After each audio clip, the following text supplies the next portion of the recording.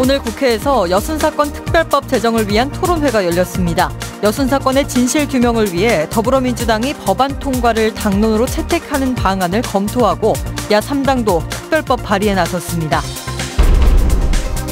정부 기금 유용 의혹을 받고 있는 허석 순천시장이 오늘 경찰에 출석했습니다. 허 시장은 관련 의혹을 강하게 부인했습니다. 국내 한약 산업이 지역에서 활기를 띠고 있습니다. 한약의 생산과 가공, 연구 모두 장흥 한 곳에서 이루어지는 한약 공공 인프라가 조성되고 있습니다. 여수산단의 안전사고를 줄이기 위한 안전체계 구축 사업이 추진됩니다. 여수시가 오는 2023년까지 산단의 안전관리 마스터 플랜을 마련하고 체계적인 관리 계획을 수립할 계획입니다. 시청자 여러분 안녕하십니까? 여수 MBC 뉴스데스크입니다. 여순사건 70주기인 올해는 진실규명에 대한 요구가 그 어느 때보다 큽니다. 오늘 국회에서도 특별법 제정을 위한 토론회가 열려 특별법 통과에 대한 기대감을 높였습니다. 조희원 기자입니다. 전남은 물론 전북과 경남 등에서 수많은 비무장 민간인이 군경에 의해 학살된 여수 순천 사건. 한국 역사상 최초로 계엄령이 발의된 사건으로 국가보안법의 토대가 됐습니다.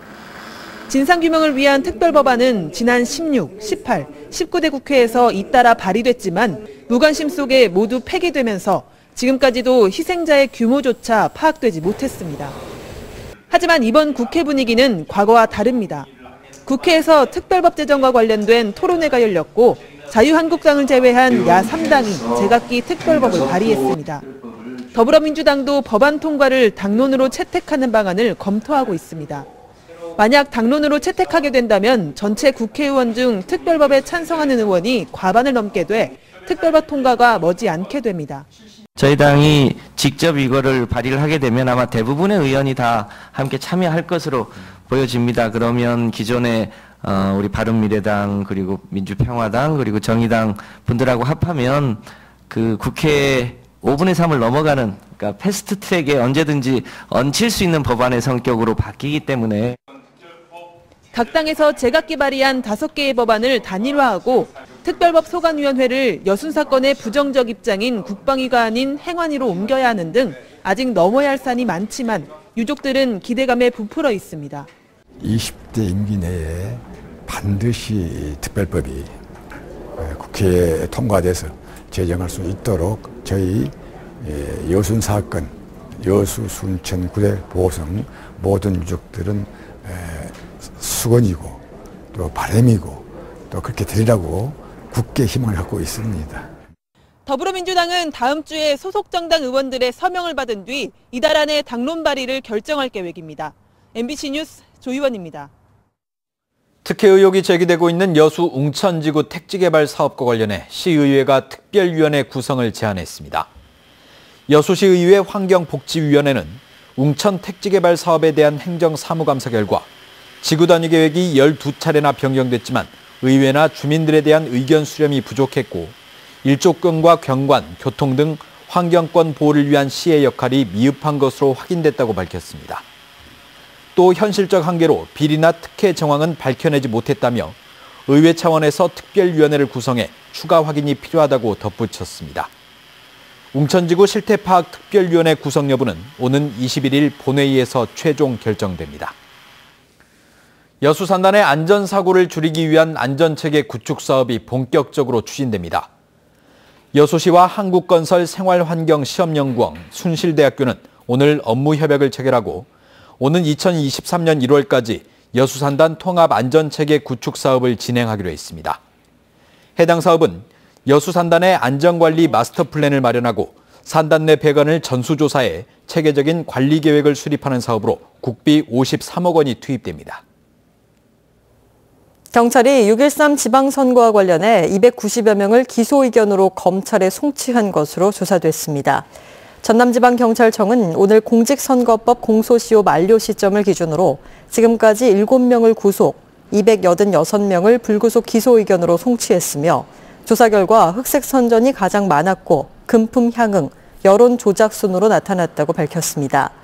경찰은 또 단속된 인원이 지난 6회 선거와 비교해 소폭 증가했다며 내년 3월 전국 동시조합장 선거를 앞두고 불법행위 단속을 강화할 계획입니다.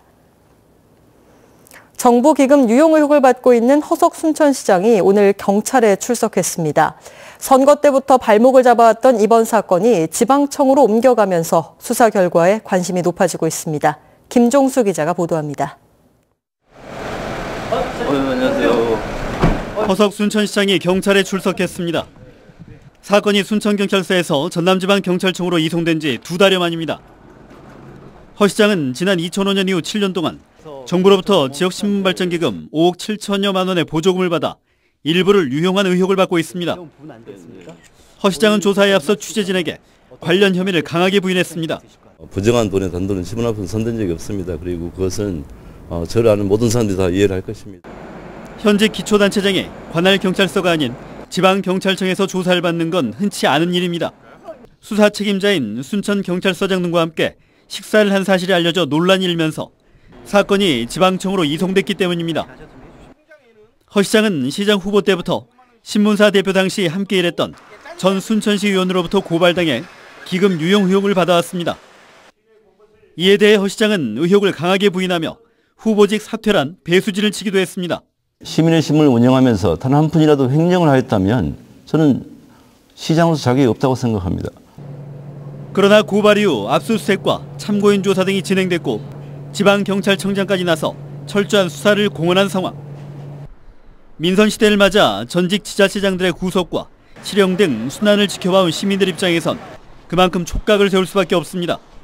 한편 지능범죄수사대는 이번 사건을 신속하게 수사하겠다며 빠른 시일 내에 광주지검 순천지청으로 송치할 계획입니다. MBC 뉴스 김종수입니다. 6.13 지방선거와 관련된 공직선거법 공소시효가 만료된 가운데 검찰이 100여 명을 재판에 넘겼습니다.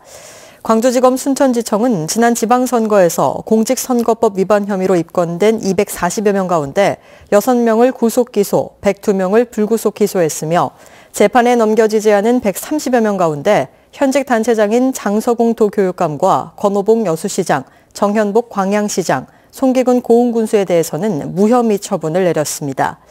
반면 사전선거운동과 기부행위 혐의 등으로 도내시군 의원 8명을 불구속 기소하면서 앞으로 재판 과정에 따라 의원직 상실 여부가 결정될 것으로 보입니다. 침체됐던 국내 한약 산업이 조금씩 활기를 되찾고 있습니다. 한약의 생산, 가공, 또 연구를 위한 공공 인프라도 완성을 앞두고 있습니다. 문현철 기자가 취재했습니다. 지난 2006년 생약초 한방특구로 지정된 이래 장흥의 약용작물 재배 면적이 크게 늘었습니다. 착약과 헛개 등 종류만 25종에 이르고 470여 농가 540만 제곱미터로 국내 최대 규모를 자랑합니다. 이들 약용작물을 가공 생산하는 기업도 120여 곳으로 지역 경제의 큰 축을 차지하고 있습니다. 이를 뒷받침하는 연구 인프라도 탄탄합니다. 한약진흥재단과 전라남도 천연자원연구센터, 장흥버섯산업연구원이 옛 도립대학에 둥지를 들었습니다. 또 양한방 대체의학을 아우르는 통합의료 한방병원과 연구센터도 들어섰습니다. 한약산업 육성에 반드시 필요한 한약 비임상 연구시설 GLP가 장흥에 세워집니다. 95억 원의 국비를 투자해 내년 7월 말에 완공될 예정입니다. 한약의 안전성과 유효성 검증을 통해 한약의 해외 시장 진출과 국민 신뢰도를 높이는 한약 공공 인프라입니다. 한약 공공 인프라 중에 첫 번째가 되겠습니다. 그 한약 비임상 연구시설은 GLP 기관을 구축하는 것으로서 한약재 및 한약제제의 독성 연구를 진행할 예정입니다. 장흥군은 또 의약품 생산에 쓰일 한약재 등의 천연물 원재료 생산 시설도 유치했습니다. 천연물 의약품 원료 대량 생산 시설 구축은 임상 시험용 한약 제제, 한약 의약품 생산 공급 등으로 한약 제제 산업화 활성화 및 지역 경제 활성화를 기대해 봅니다. 생약초 특구로 지정된 지 12년, 장흥이 미래 먹거리로 다시 주목받는 한약 산업의 메카로 자리매김했습니다. MBC 뉴스 문현철입니다. 광양시가 동백자원을 활용한 특화 상품 개발을 추진하고 있습니다. 광양시는 지난해부터 지역 주민들이 참여한 가운데 옥룡사지 동백숲 문화행사와 연계해 동백을 활용한 음식, 기념품, 체험 등 각종 상품 개발에 나서고 있습니다. 광양시는 또 내년에 백계산 동백특화림을 확대 조성하고 동백 지리적 표시 등록과 지방정원 유치 등을 추진할 계획입니다. 광양시가 목재문화재를 보호하기 위해 각종 안전관리 시설을 확충하고 있습니다. 광양시는 서울대학교 남부연습림 관사와 윤동주 시인의 유고가 보존됐던 정병욱 가옥 등 목조문화재 3곳에 대해 1억 3천만 원의 예산을 확보해 안전시설을 강화했습니다. 특히 문화재 주변에 CCTV를 설치해 광양시 통합관제센터와 연계한 24시간 안전관리 체계를 구축하고 문화재 관련 소방훈련을 강화하기로 했습니다. 다음은 희망 2019 나눔 캠페인에 성금을 보내주신 분들입니다.